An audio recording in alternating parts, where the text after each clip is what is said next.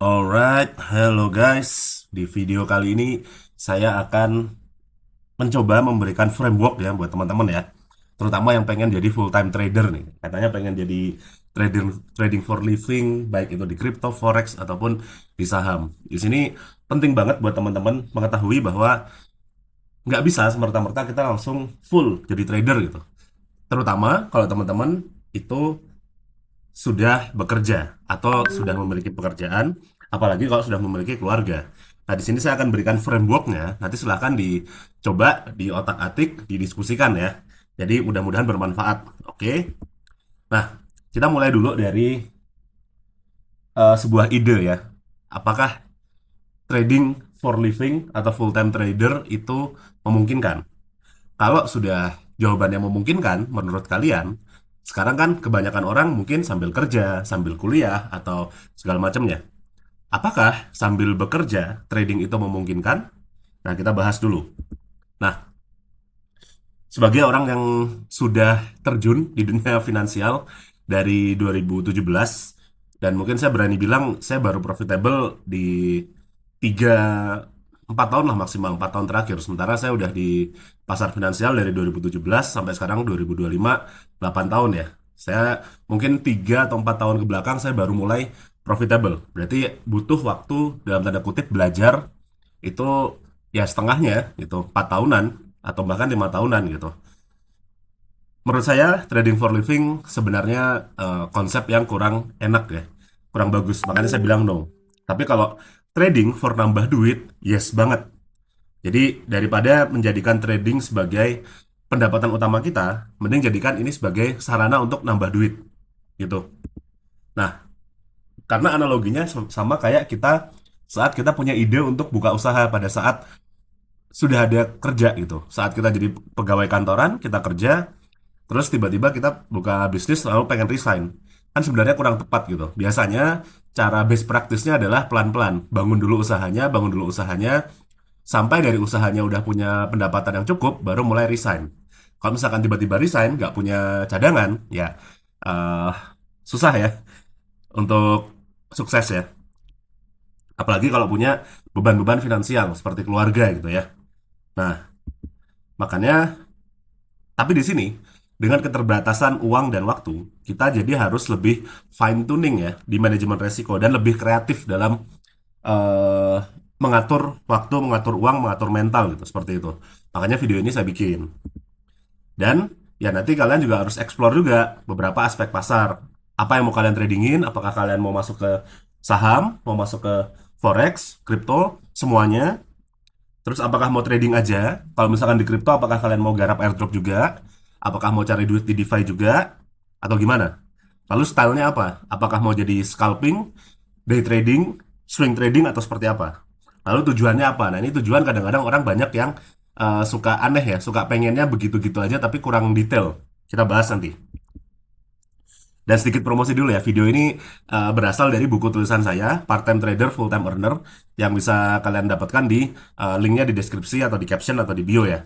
Oke, silahkan nanti kalau mau ya, kalau enggak ya nonton video ini aja juga nggak apa-apa, udah relatif oke kok. Oke, kita ke bagian pertama dulu, evaluasi diri ya. Saya akan asumsikan kalian sudah bisa cara open posisi minimal ya, mengoperasikan platform trading, analisa teknikal udah oke lah. Kita nggak bahas itu sekarang ya. Kita bahas mengubah framework pikiran kita dari karyawan atau dari orang yang katanya ada di rat race atau di dalam matrix, jadi orang yang pengen keluar matrix. Gitu ya. Nah, kita ke self assessment dulu. Jadi kita harus tahu dulu nih posisi kita di mana, kemampuan kita di mana dan seperti apa ya. Pertama, apa tujuan finansial kita pengen trading? Tulis dan jabarkan dengan detail. Kadang orang suka bilang, oh pengen jadi miliarder, pengen jadi triliuner, tapi nggak detail gitu. Pertama, dia nggak lihat posisi dia di mana, dan dia nggak lihat apa aja yang harus dilakukan. Misalnya kalau saya orang yang punya uang 100 juta, lalu saya bilang pengen punya 500 juta, itu jauh lebih realistis daripada orang yang nggak punya apa-apa tiba-tiba pengen jadi punya uang 2 miliar. Lebih realistis. Apalagi kalau saya dari uang 100 juta itu saya punya rencana dipakai buat apa aja, dipakai buat beli apa, investasi apa, kalau trading gimana, atau buat segala macam pengeluaran yang dibatasi, itu akan jauh lebih bagus daripada sekedar pengen doang. Nah, ini makanya tulis dan jabarkan dengan detail. Misalnya, saya adalah seorang pegawai dengan gaji sekian juta sebulan. Saya pengen jadi punya uang segini ratus juta dalam waktu berapa tahun. Itu minimal ada kayak gitunya. Nanti saya kasih contoh ya di video, di bagian lanjutan dari video ini. Nah, lalu untuk mencapai itu, kalian harus tahu dulu berapa banyak waktu yang bisa dipakai untuk fokus analisa dan trading. Jadi, ini ceritanya kalian lagi kerja nih atau lagi kuliah sebagai mahasiswa ya. Lihat, misalnya orang kalau kerja kan jam 5 pulang ya. Terus pulang anggap aja jam 6 sampai rumah, makan malam, sholat, mandi, segala macam bla bla bla, anggap aja jam 7 atau setengah 8 baru santai. Lalu waktunya mau dipakai buat trading. Nah, itu harus di harus tahu tuh dari setengah 8 sampai misalkan jam 10 baru tidur. Berarti kan tuh dalam satu hari punya waktu 1,5 jam atau 1 jam 2 jam nanti beda-beda tiap orang. Harus tahu itu. Pertimbangan juga nanti sama keluarga, misalkan di hari Sabtu Minggu kalian mau main, mau family time dan segala macam. Harus tahu dulu nih waktu yang bisa dipakai untuk fokus full analisa dan trading berapa. Harus tahu dulu karena itu nanti ngaruh juga ke agresivitas kita atau mungkin ke fokusnya kita gitu seperti itu. Lalu toleransi resiko. Nah, kita nggak bisa sembarangan bilang, oh saya maunya main high risk tapi yang high reward gitu. Pertama, sesuaikan dulu dengan mental kalian. Karena beda ya, ada orang yang hilang misalkan 10 juta gitu. Sama biasa aja walaupun dia duitnya nggak banyak. Ada orang yang duitnya banyak, itu hilang 100 ribu aja nggak mau. Nah, saya nggak mau bilang mana yang lebih bagus, mana yang enggak, tapi kalian harus tahu kalian tipe yang mana. Pertama di mentalnya, lalu ekspektasikan juga 1-2 tahun pertama saat trading itu bakal banyak loss. Terus pertimbangan juga kalau punya keluarga atau punya yang harus ditanggung secara finansial. Atau buat diri sendiri dulu deh, misalkan bayar kontrakan atau bayar cicilan atau buat makan. Ada dulu nggak toleransinya segimana? Lalu nah, nanti buat misalkan buat orang tua atau buat anak istri atau buat yang lainnya gitu. Harus ada dulu. Jadi kalau saya punya uang 100 juta, tapi dalam setiap bulan saya harus ngeluarin 80 juta, berarti toleransi resiko saya maksimal semaksimal maksimal yang seharusnya nggak kalian gunakan ya. Maksimalnya ada 20 juta. Saya nggak boleh hilang lebih dari 20 juta. Itu contoh sederhana bangetnya. Kalau bisa hilangnya lebih sedikit gitu. Itu di luar mental saya tadi ya, gitu. Tapi kalau misalkan saya punya uang 100 juta, terus kebutuhan hidup saya cuman misalnya sebulan cuman 5 juta, berarti kan saya punya banyak banyak ruang untuk bereksperimen ya. Nah, itu kalian harus tahu dulu di mana. Saya nggak akan bilang mana yang lebih baik dari yang mana, tapi ini benar-benar sesuai kondisi orang ya. Contoh, sekarang ini contoh orang fiksional aja ya. Ada seorang pekerja kantoran dengan penghasilannya dari gaji 10 juta per bulan. Lalu biaya hidupnya 7 juta, tapi kadang bisa dipres ke 6 juta kalau nggak hedon, kalau nggak jalan-jalan. Lalu dia punya waktu kosong setiap malam, jam 9 sampai jam 10 untuk belajar dan untuk analisa. Lalu weekend dan khusus hari Minggu digunakan buat belajar, Sabtunya buat istirahat dan refreshing. Dan ini belum berkeluarga, sehingga orangnya bisa mengambil resiko yang besar. Ini contohnya seperti itu. Jadi kalian gambarin aja kalian tuh gimana, punya uang berapa, waktu kosong berapa, terus mau belajar gimana, resikonya seperti apa. Misalkan ditulis saya udah punya anak dua, ya tulis. Berarti anak dua ini nggak boleh apa namanya, nggak boleh dimasukkan ke dalam resiko kalian. Misalkan dari anak dua ini kebutuhan hidup 10 juta ya, kalian nggak boleh, jangan sampai 10 juta itu berkurang di setiap bulannya gitu, seperti itu. Oke, lalu ini ada contoh tujuan. Misalnya saya pengen punya si orang yang ini ya, yang tadi ya, pengen punya portofolio senilai 200 juta di 2 tahun ke depan. Agak realistis ya, dari penghasilan 10 juta, misalkan tabungannya nol, tapi jadi 200 juta di 2 tahun ke depan, mungkin agak realistis.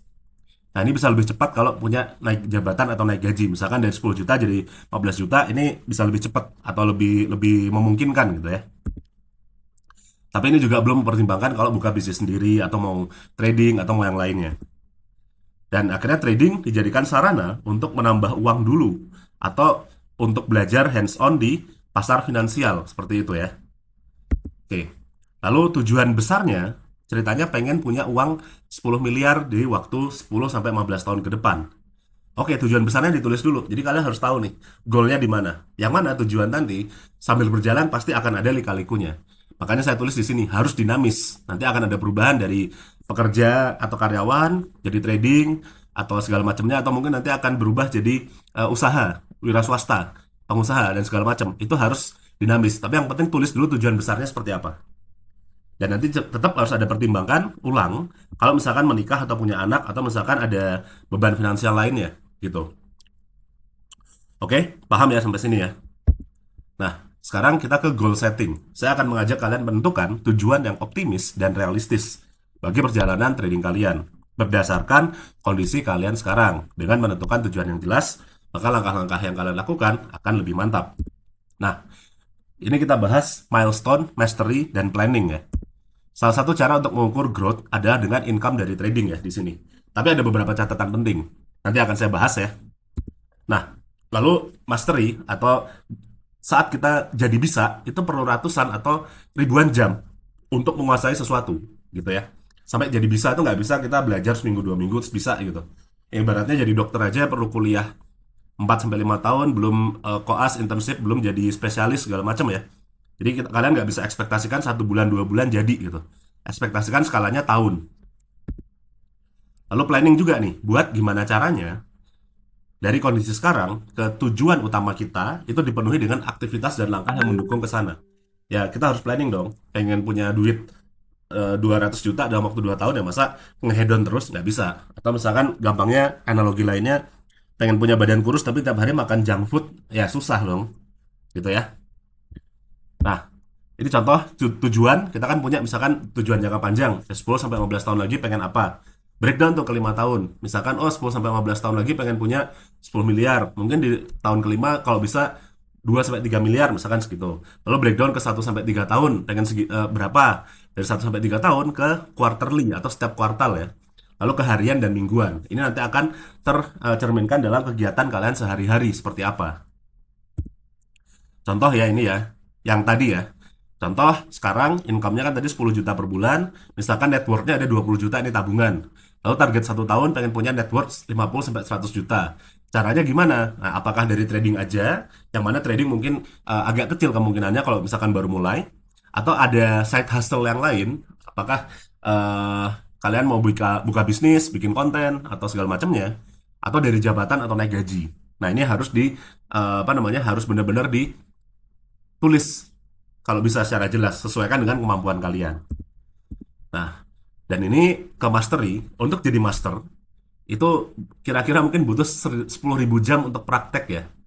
Nah, tapi kalau di kehidupan modern nggak usah jadi master-master banget untuk jadi bisa secara praktis aja. Mungkin anggap aja butuh 1.000 jam praktek atau 1.000 jam fokus gitu. Ini kalau kita hitung, kalau kita sehari 2 jam, dan tiap hari belajar atau latihan, itu seminggu 14 jam, jadi kurang lebih akan butuh waktu 2 tahunan untuk bisa dan lihai secara praktis. Makanya kalian butuh set waktu untuk belajar nih, sehari 2 jam, atau ya kalau nggak bisa sehari berapa dan segala macam, eh ya set waktu aja untuk belajar gitu, seperti itu. Sesuaikan dengan kesibukan kalian, masukin tuh. Misalkan cuma bisa hari ini 1 jam, ya dimasukin ke to-do list harian kalian gitu. Dan siapkan juga spare uang dan spare mental untuk loss ya. Oke? Jadi kalau misalkan loss, ya harus siap mentalnya, uangnya juga harus spare. Maksudnya yang tadi saya bilang ya, harus bisa minimal menghidupi kalian dulu gitu, seperti itu. Nah, ini ada contoh di buku. Nah, ini yang saya bilang, salah satu eh, milestone atau tanda-tanda dari pertumbuhan adalah pendapatan kita atau income kita atau tumbuhnya portofolio kita. Ini contoh, misalkan, ini contoh dari buku ya. Eh, Misalkan kita mendapatkan uang 5-10% dari income per bulan dari trading. Kita bisa estimasikan tercapainya berapa, berapa, berapa sampai sampai seterusnya. Nah, cuman saya mau kasih warning dulu. Di trading sebenarnya itu kurang bagus untuk ngeset target bulanan atau bahkan target uang ya. Nah, di sini kita jadikan ini sebagai milestone, itu hanya sebagai asesmen dari kondisi finansial kita aja. Jangan dijadikan target. Maksudnya jangan, wah saya harus hari ini trading cuan segini atau bulan ini harus cuan segini persen. Enggak. Jadi kita lihat aja sebagai milestone. Jadi misalkan saya punya capital 1 juta dolar, ya tentu akan lebih realistis untuk mendapatkan misalnya 50 ribu dolar, yang mana itu 5% per bulan. Daripada kalau saya punya capital misalkan 100 juta rupiah, itu 5% per bulannya 5 juta. Beda kan? Jadi income-nya itu sebagai milestone itu menunjukkan capital kita dan menunjukkan keahlian dan mungkin kedisiplinan kita sebagai trading. gitu ya, sebagai trader, sorry. Nah, oke. Lalu ya untuk tujuan juga perlu kita ukur secara SMART ya. Ini saya ambil dari buku. Jadi SMART itu singkatan dari specific, measurable, achievable, relevant, dan time bound. Contoh dulu, contoh ya. Ini kalian bisa diatur sendiri sesuai kebutuhan kalian.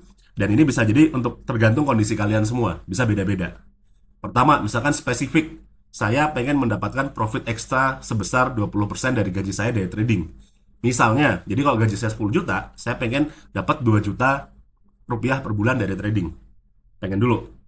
Nah, nanti baru kita breakdown. Ini jangan jadi target, tapi jadi apa namanya, cerminan dari capital dan skill kita. Lalu measurable. Saya tahu, misalkan, bagaimana cara mendapatkan itu tadi.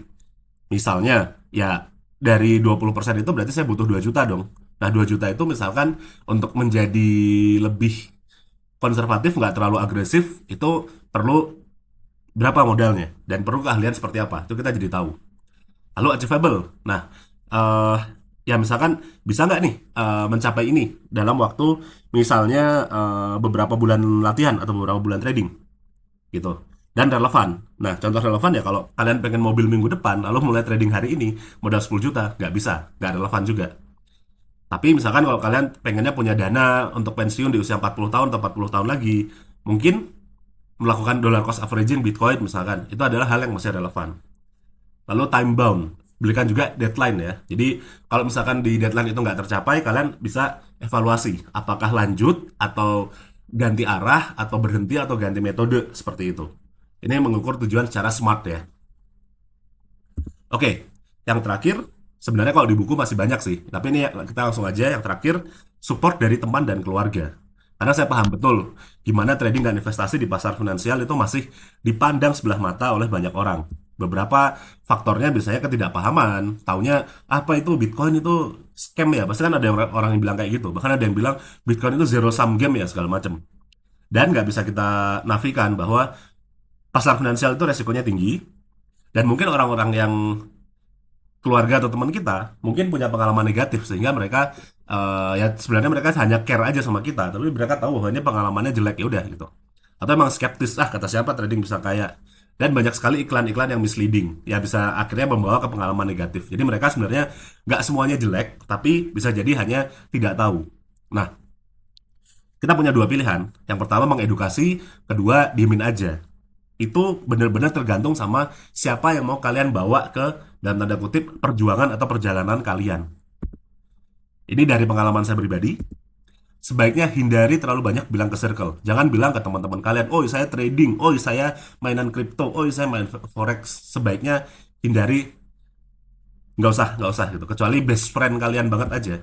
Kecuali atau kalau udah bisa mandiri dan punya pemasukan yang oke. Misalkan, oh ya udah punya penghasilan 2 kali dari gaji, misalkan ke sini ya ya udah boleh aja dibilang gitu. Cuman ya jangan jangan dijadikan sebagai sarana flexing atau nyombong ya.